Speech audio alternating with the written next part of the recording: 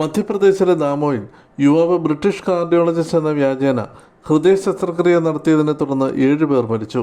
കേസിൽ കൂടുതൽ അന്വേഷണം പുരോഗമിക്കുകയാണ്.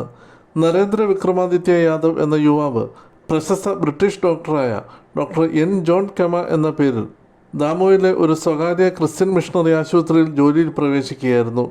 തുടർന്ന് നിരവധി ഹൃദയ ശസ്ത്രക്രിയകൾ നടത്തി. ഇതിൽപ്പെട്ട 7 പേരാണ് മരിച്ചത്. യഥാർത്ഥ മരണസംഖ്യ 7-ൽ കൂടുതലായിരിക്കാമെന്ന് പ്രശസ്ത അഭിഭാഷകനും ശിശുക്ഷേമ സമിതി ജില്ലാ പ്രസിഡന്റുമായ ദീപക് തിവാരി ആരോപിച്ചു.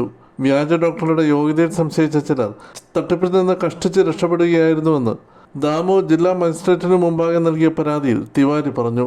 കൂടുതൽ അന്വേഷണത്തിൽ യഥാർത്ഥ ബ്രിട്ടീഷ് ഡോക്ടറുടെ രേഖകളുമായി പൊരുത്തപ്പെടുന്ന വ്യാജരേഖകൾ യാദവ് സമർപ്പിച്ചതായി കണ്ടെത്തി.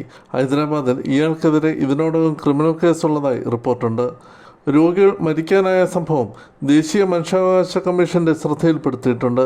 കേന്ദ്ര സർക്കാരിൻ്റെ ആയുഷ്മാൻ ഭാരത് ആരോഗ്യ പദ്ധതിയിൽ നിന്ന് ആശുപത്രിക്ക് സഹായം ലഭിച്ചിട്ടുണ്ട്. വർഷങ്ങളായി പ്രവർത്തിച്ചു വരുന്ന ക്രിസ്ത്യൻ മിഷണറി ആശുപത്രിയാണിത്. എന്നാൽ ഡോക്ടറെ നിയമിച്ചതിലെ പിഴവ് പറ്റിയത് എങ്ങനെയെന്ന അന്വേഷണത്തിലാണ് ആശുപത്രി അധികൃതർ. News desk the headlines Malayalam.